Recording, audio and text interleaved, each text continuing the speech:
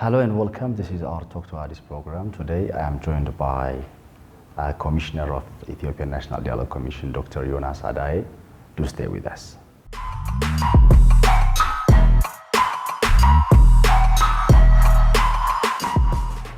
Would you tell us what partner organizations, maybe if there are partners whom you are working with, the NDC, for example, locally, you just have touched it actually, but if there are international partners who are funding, maybe you might have been saying the UN really is concerned with this kind of issues, and human rights is all those aspects, the organizations which propagate, freedom of speech, all these things, so, and idea expression.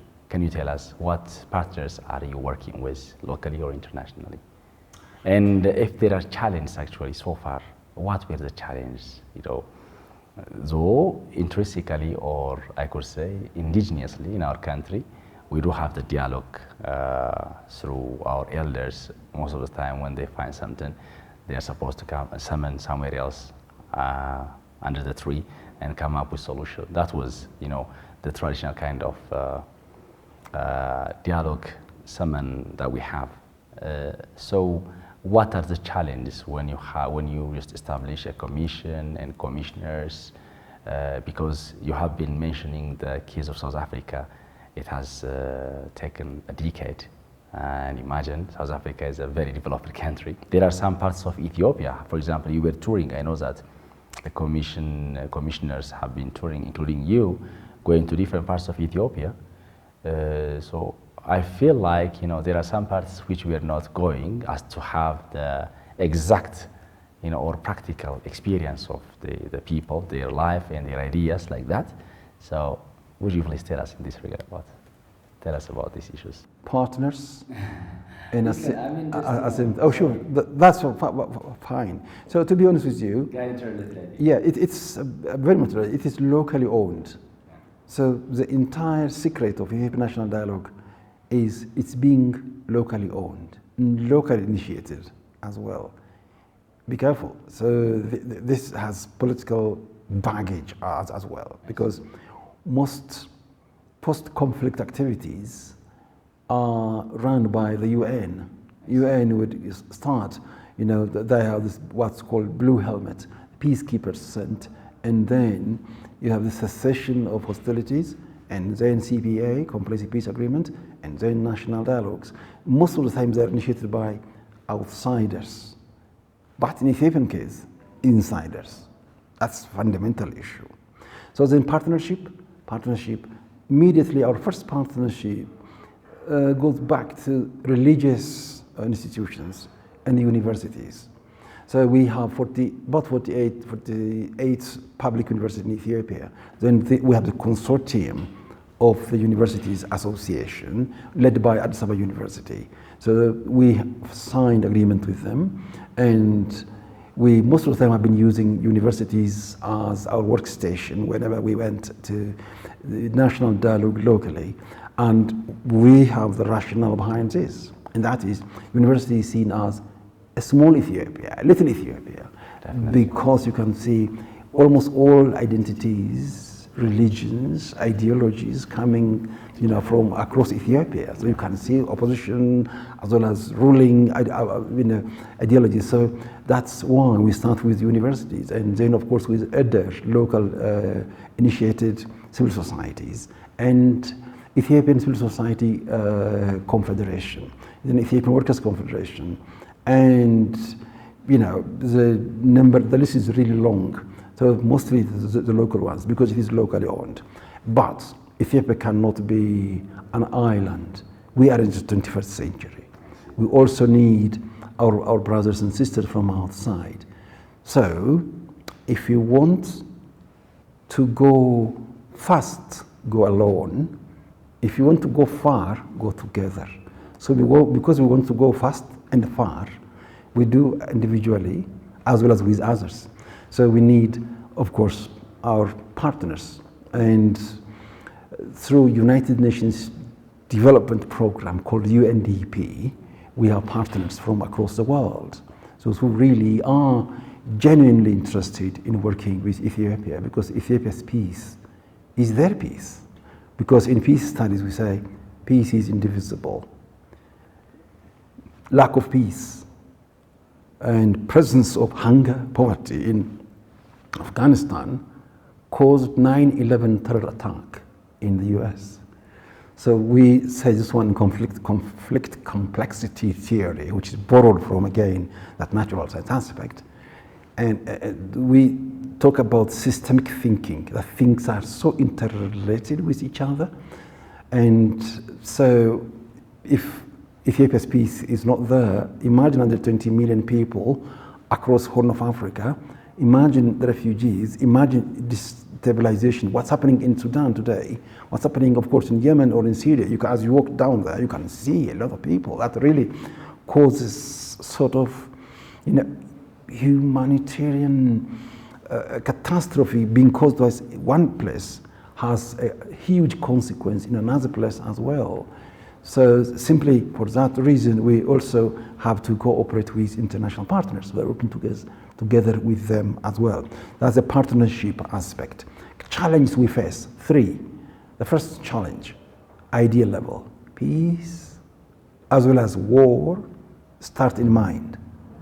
Idea level first.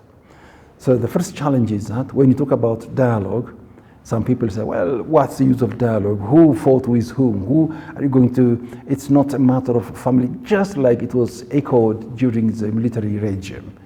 Others, because they maybe have their own agenda, this negativity was our obstacle simply. Second, this negative thinking changed into negative words through social media. Social media is not always bad. We have excellent activities through social media, but other people misuse social media for some bad consequences, such as hatred, disseminating division among society. That is our obstacle. Thirdly, from ideas, words into action, conflict on the ground. We could have completed by now in the Amhara region as well as in Tigray region, as we did in other regions, because we have completed in 10 regional administrations and 2 city administrations successfully the entire selection of participants. But we couldn't do that in those 2 regions of Ethiopia, simply because from ideas to words to action, conflict action has been our conflict, our obstacle, in simple words. Then how did we manage? By cooperating, collaborating with regional leaders, with civic society, with intellectuals, with religious leaders, and respective leaders at the same time. And that's why we wanted to engage all stakeholders to come together. The best way to save Ethiopia, to give hope for the new generation, the coming generation, is through dialogue. Maybe you might have been touching. My question was, what measurable outcomes or impacts has the ENDC achieved since its establishment? Actually, you are on your way. We can't say that you haven't yet done. I mean, the work is not yet done. It's under development. I see. But with regard to this one, you have been posing the challenges ideal level. Yes. And I want to rephrase that or question or develop a question like, how do you see our culture of, accepting ideas and dealing with ideas first? Because everything is created in the mind. So you just have told me you have tried to make it, not tried actually, you have done it to be inclusive and representative. You are doing it scientifically, approved way. And you have collected experiences from different aspects of the world.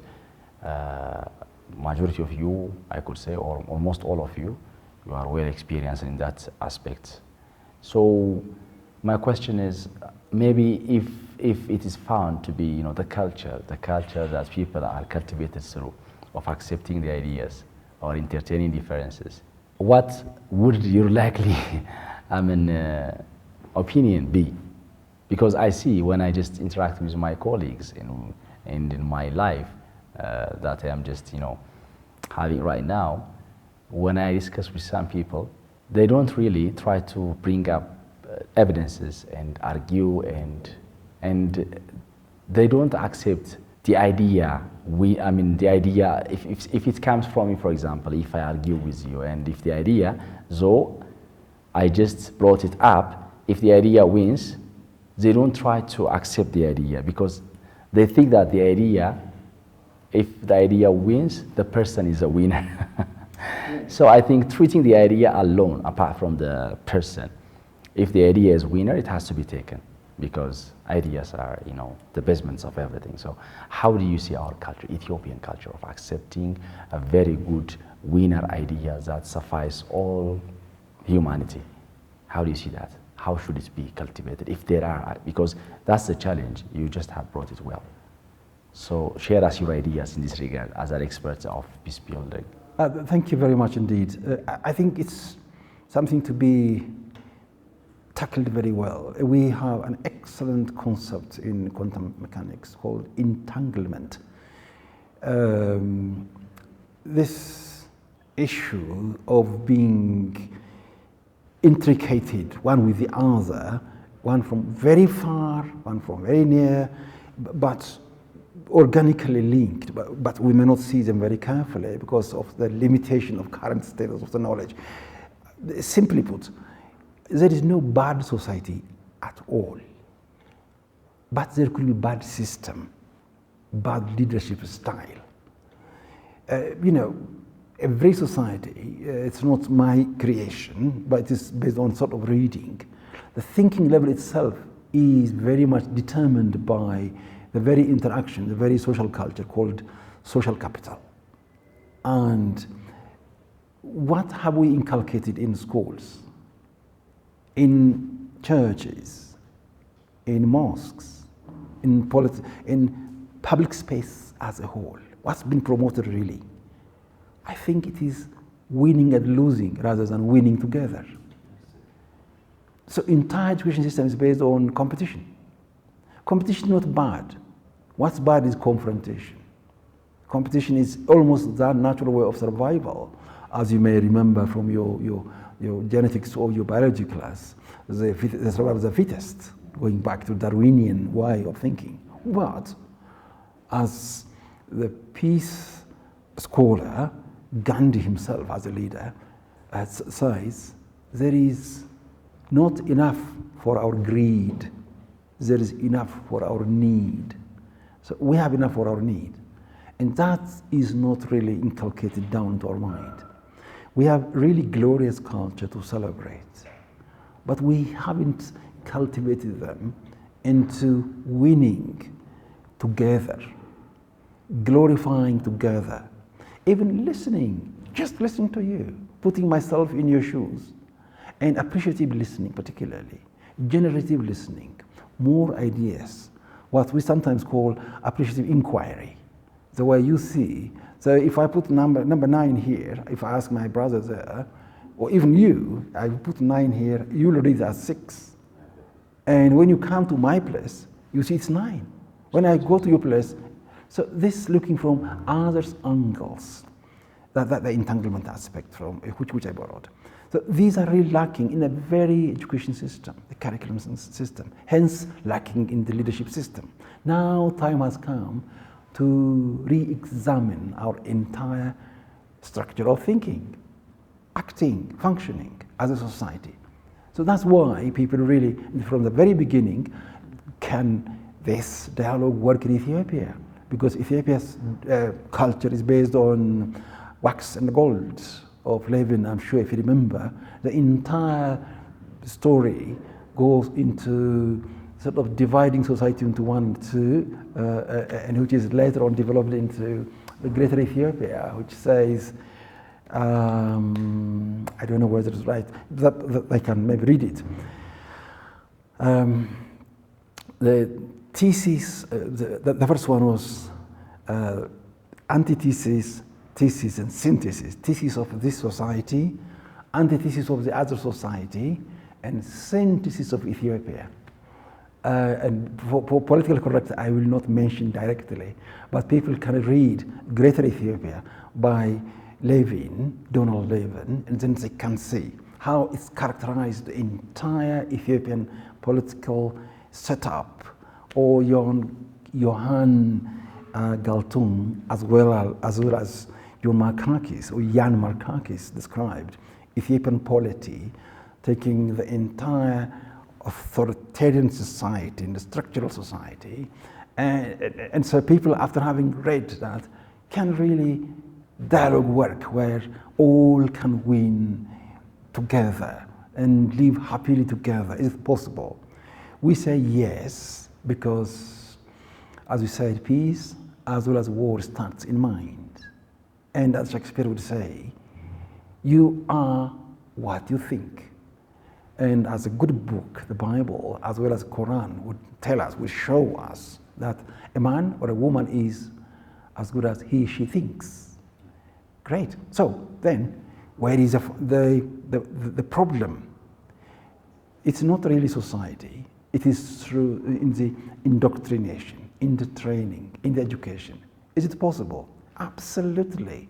What's our ground? Look at GPI, Global Peace Index, every year coming out. If you look at 2024, for instance, those countries which stood from 1 up to 10, which ranked 1 to 10, you can see them all from Scandinavian countries.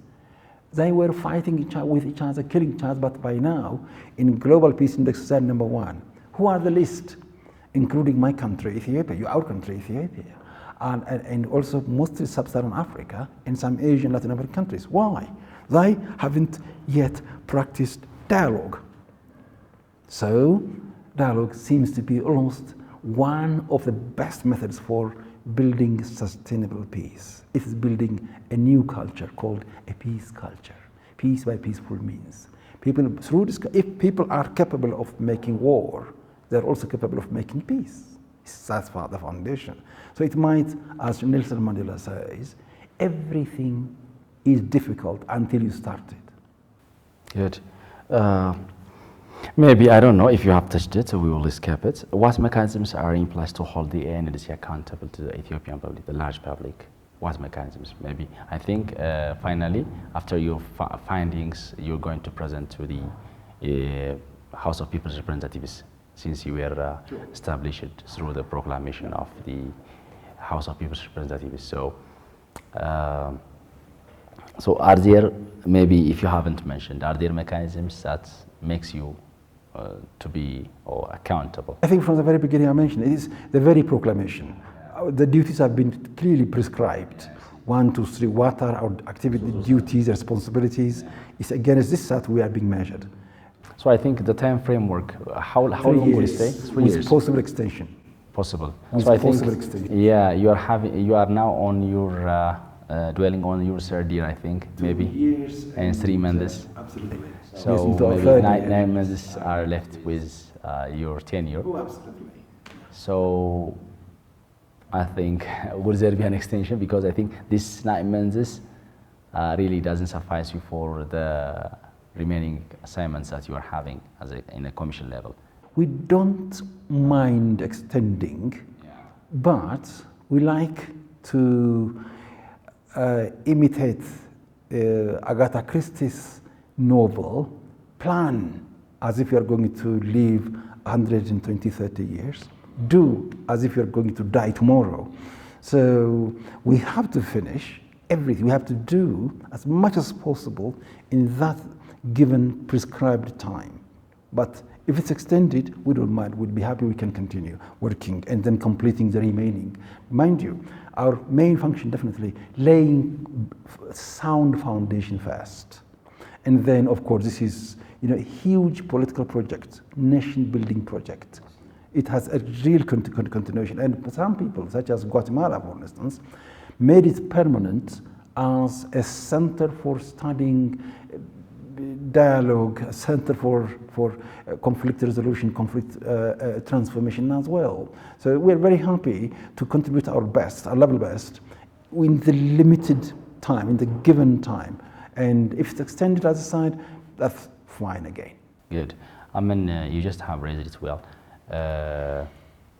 If it is going to be institutionalized, what would you think? Would it be so nice? Because I think it's a commission level, under a commission level. So once you achieved your mission, then the commission is going to be, I think, closed.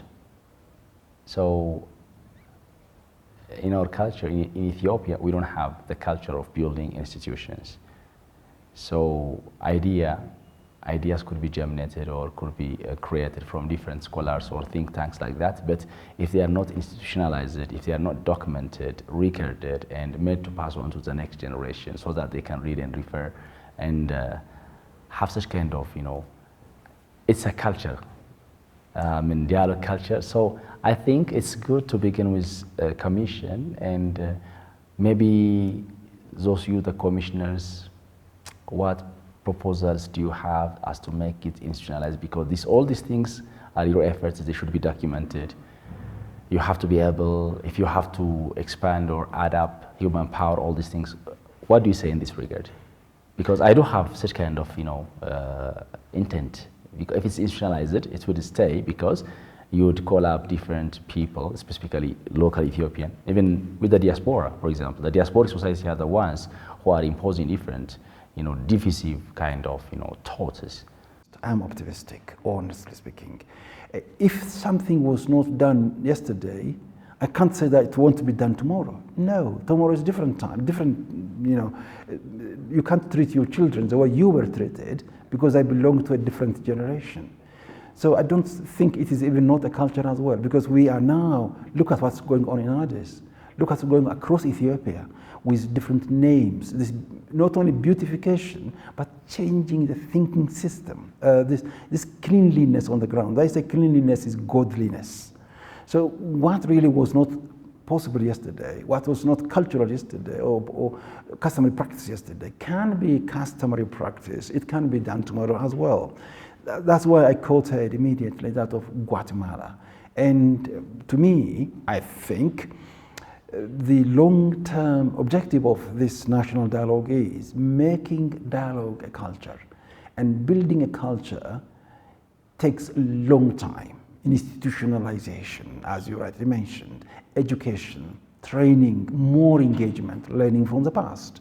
And that's how really you can build citizens, better society, by building better citizens at the same time. As Garibaldi said, now we have Italy, and we need now Italians.